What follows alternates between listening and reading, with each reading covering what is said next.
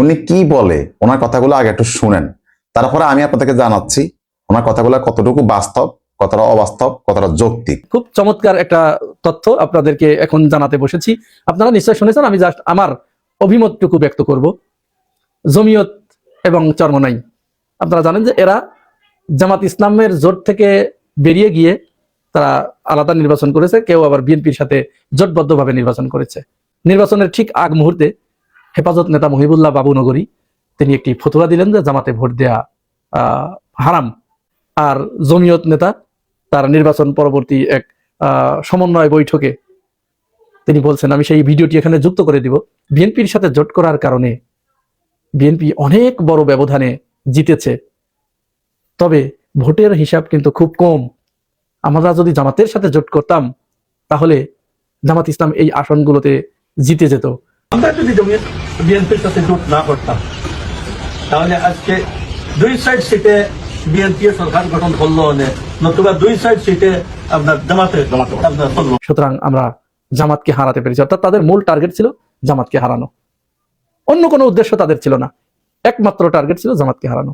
অপরদিকে চরমনাইয়ের পীর সাহেবও বলেছেন, তিনি বলেছেন যে জামাতের সাথে জোট করলে হয়তো আমরা একটু বেশি আসন পেতাম, কিন্তু আমরা সেটি চাইনি, আমরা আমাদের আদর্শকে জলাঞ্জলি দিতে চাইনি, আমরা বিএনপিকে জয়যুক্ত করে দিয়েছি। সুতরাং এখন আমাদের যে একজন 143টা এ গ্রেডের ভিতর থেকে একজন যিনি পাশ করেছেন তাকে মন্ত্রিত্ব দিতে হবে, বিএনপির কাছে আবেদন জানাচ্ছে।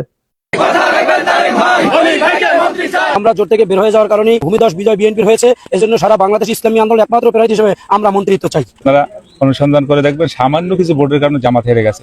আমাদের সমঝোতা যদি থাকতো আমার মনে হয় জামাত ইসলামী সরকার গঠন করত। বিএনপি আমাদের মাধ্যমে বেনিফিশিয়ারি হয়েছে। বিএনপি যে ক্ষমতায় এসেছে এই হাত পাখার এবং এই যে চরমনাই হুজুরের অনেক অবদান রয়েছে। মূলত এটি সত্য কথা, এটি বাস্তবতা।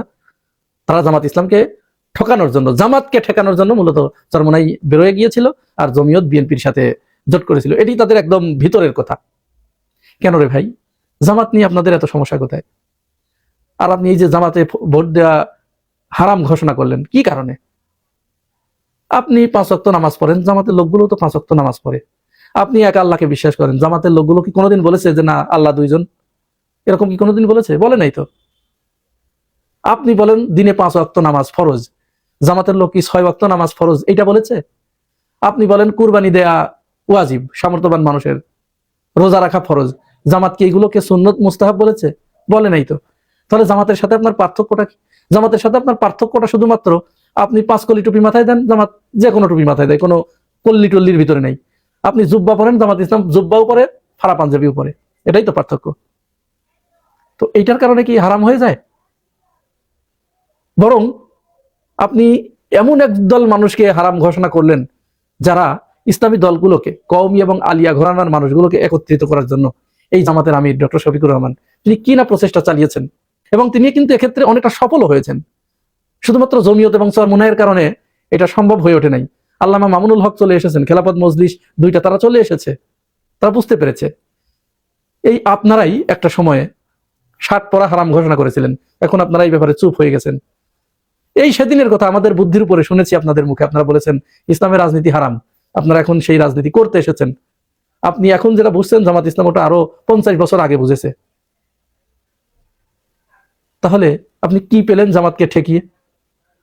তারপরেও একটা কথা আমি জামাতের ভাইদেরকে বলবো, ডক্টর শফিকুর রহমান যে উদ্যোগটি নিয়েছেন, চরমনাই আজ আসে নাই, কাল আসবে, যদিও তাদের আসতে একটু দেরি হবে কারণ তাদের অনেক হিসাব নিকাশ আছে।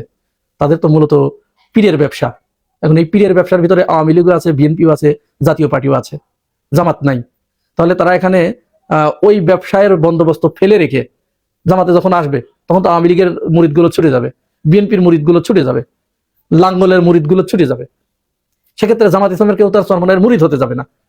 বিশ্বাসের ক্ষেত্রে, আদর্শের ক্ষেত্রে এবং তাদের লক্ষ্য উদ্দেশ্যের দিকে এক, এই কারণে তারা বুকে টেনে নেবে, কিন্তু ব্যবসাটা তো মার খেয়ে যাবে। তো এই জন্য অনেক চিন্তা ভাবনা আছে, অনেক হিসাব নিকাশ আছে, একটু দেরি হবে তাদের আসতে, তবে আসবে। জামাতের ভাইদের অনুরোধ করবো আপনারা কওমি আলিয়া এই ধরনের বিতর্ক থেকে আপনারা বিরত থাকুন। আপনারা এই বিতর্কগুলো তুলবেন না, কে কওমি কে পীরতন্ত্র এইগুলো নিয়ে কোনো ধরনের বিতর্ক ছড়াবেন না। জামাত আমির যে পরিকল্পনাটি নিয়েছেন, যে উদ্যোগটি নিয়েছেন, আজ হোক কাল হোক এই উদ্যোগটি বাংলাদেশে সফল হবে। তারা যেদিন বুঝবে যে না আমাদের ওরাও তো ইসলাম, আমাদেরও লক্ষ্য উদ্দেশ্য ইসলাম। ওরা যাচ্ছে এক পথ দিয়ে, আমরা যাচ্ছি আরেক পথ দিয়ে, আলটিমেটলি গোল তো এক জায়গায় যাওয়া। আর আমরা যাদেরকে সাপোর্ট করছি তাদের তো আসলে এই ধরনের কোনো উদ্দেশ্যই নাই। এটা যখন বুঝবে তখন তারা চলে আসবে। এই জন্য ওরা বুঝে না, ওদের লেখাপড়া কম, জ্ঞানের সীমা পরিসীমাও কম, একেবারেই কম। ইসলামী দলগুলোর ভিতরে জামাত ইসলাম জ্ঞান গরিমার দিক থেকে মোটামুটি এগিয়ে, তারা পড়ালেখা করে, রাজনীতি চর্চা করে, আধুনিক জ্ঞান বিজ্ঞান সম্পর্কে তাদের ধারণা বেশি ওদের থেকে। এজন্য আপনারা একটু ছাড় দিবেন। আপনারা দয়া করে ওদের তিরস্কার করবেন না, মন্দ কথা বলবেন না, কটু কথা বলবেন না, তাদের বিরুদ্ধে কট্টর ভাষায় সমালোচনা করবেন না। আর জমিয়ত এবং চরমোনাইয়ের ভাইদেরকেও বলছি, আপনারা বুঝতেই পারছেন যে কোন জায়গায় ভুল আপনারা করেছেন, কি ভুলটা আপনারা করেছেন। আপনাদের ওই শুধুমাত্র পাঁচকুল্লি আর ফাড়া পাঞ্জাবি গায়ে দেওয়ার জন্য দয়া করে কাউকে কাফের ফতোয়া দিবেন না। অথচ আপনি খুব ভালো করেই জানেন যে সে কোনো ফরজের ভিতরে তারতম্য করছে না, ওয়াজিবের ভিতরে তারতম্য করছে না। মানে একটা আকীদার কারণে যদি আপনি তাকে হারাম ঘোষণা করে দেন, আর একটা গ্রুপ যার পিছনে আপনি গিয়ে পড়ে আছেন তা তো কোনো আকীদাই নাই, তাহলে আপনি কাকে কি বুঝাচ্ছেন? সুতরাং অদূর ভবিষ্যতে মায়ের খেলে পরে কিন্তু শুধু জামাত ইসলাম খাবে না। এদেশে ইসলাম নিয়ে যে ষড়যন্ত্র শুরু হয়েছে, এটা কিন্তু শুধু বাংলাদেশ এখন শুধু এই ভূখণ্ডের ভিতরে সীমাবদ্ধ নাই, এটা এখন বৈশ্বিকভাবে ছড়িয়ে পড়েছে। এখানে খেলছে ভারত, এখানে খেলছে আমেরিকা, এখানে খেলছে চীন, এখানে খেলছে রাশিয়া।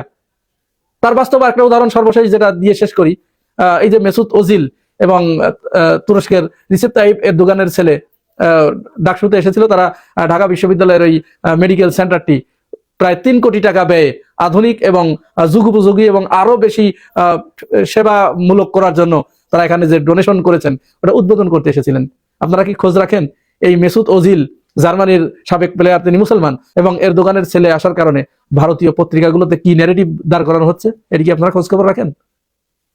সেখানে তারা এটাকে এক ইসলামী মৌলবাদের চরম উত্থান হিসেবে দেখানো হচ্ছে। দেশটি তুরস্কের মৌলবাদীদের দিকে ঝুঁকে যাচ্ছে, এই ধরনের ন্যারেটিভ তৈরি করা হচ্ছে। আর সেই সাথে আমাদের দেশের বামপন্থীরা তো আছেই, তারাও এটাতে পানি ঢেলে ইন্ধন জুগিয়ে তারা এটাকে অনেক বড় করে ফুলিয়ে ফাঁপিয়ে প্রচার করছে। সুতরাং টার্গেট কিন্তু একটা, জমিয়ত চরমোনাই জামাত এটা টার্গেট না, টার্গেট একটা, এইটুকু মাথায় রাখবেন। তো যদি আপনারা ওনার কথাগুলো মনোযোগ সহকারে শুনে থাকেন তাহলে বুঝে ফেলছেন যে আসলে মানে যারা কাফের, মুশরিক এবং এক কথা বলবো বিশ্ব মোড়ল কিন্তু আসলে টার্গেট করছে মূলত ইসলামকে। তো তারা যখন মাস শুরু করবে তখন কে জামাত, কে চরমোনাই, কে হেফাজত, এটা কিন্তু দেখবে না। আর অবশ্যই আমরা চাই, এবং আমি জামাত ইসলামী ভাইদেরকে বলবো, চরমোনাই ভাইদেরকে বলবো, হেফাজতের ভাইদেরকে বলবো, দেখুন আমরা দিন শেষে সবাই কিন্তু এক আল্লাহ বিশ্বাসী, একত্ববাদে বিশ্বাসী। আমাদের মাঝে আমরা যেন এমন কথা, এমন কোনো পোস্ট, ফেসবুক পোস্ট না করি যেটা আমাদের মুসলমানদের মধ্যেই অনৈক্য বিবাদ তৈরি হয়। শয়তানের কাজ। মনে রাখবেন, আপনার কোনো কথা, আপনার কোনো ভাষায় যদি অনৈক্য তৈরি হয়, মনে রাখবেন আপনি মূলত শয়তানের সেই ওয়াসওয়াসার মধ্যে পড়ে গেছেন। শয়তান আপনাকে জাহান্নামের দিকে নিয়ে যাচ্ছে। তাই এখনই আমাদেরকে সচেতন হতে হবে, এবং সমস্ত ইসলামিক দলগুলোর যারা কর্মী আছেন, নেতা কর্মীরা আছেন, আপনারা দয়া করে এমন ভাবে কথা বলবেন যাতে করে আমাদের মধ্যে ঐক্য তৈরি হয়। আমাদের যদি ভুল ত্রুটি থাকেও তারপরেও যেন সেগুলা আমাদের অন্তর থাকে, বাইরে যেন প্রকাশ না পায়। কারণ আমাদের ভুল ত্রুটিগুলা বাইরে যখন প্রকাশ পায় তখন কিন্তু শয়তান এখান থেকে সুযোগ নিবে।